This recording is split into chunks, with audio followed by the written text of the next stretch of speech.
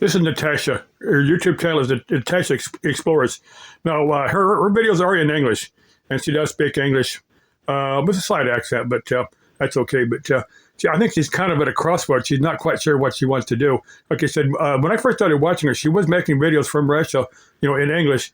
But then when Putin invaded Ukraine, well, she saw some of her friends get jailed for, criticizing the Russian government. So, she asked her viewers, one comment I put on one of her videos, I said, look, chick, if you got, I don't think I'd call her Frau because she's not German, she's Russian, but I don't know what you call Russian women, the term in Russian. Someone might let me know, but anyway, chick will fit any human female.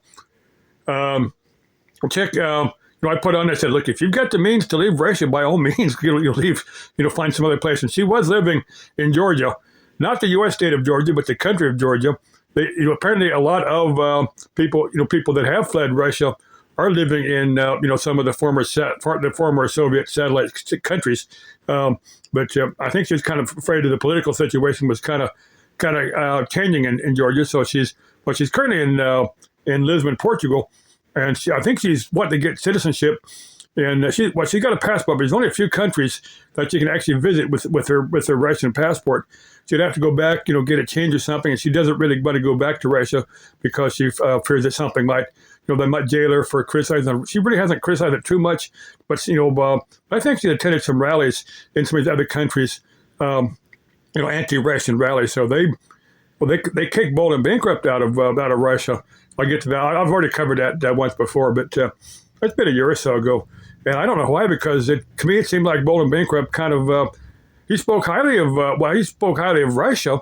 Not necessarily everything was going on there, but anyway, this lady, she was kind of debating whether either Lisbon or Berlin.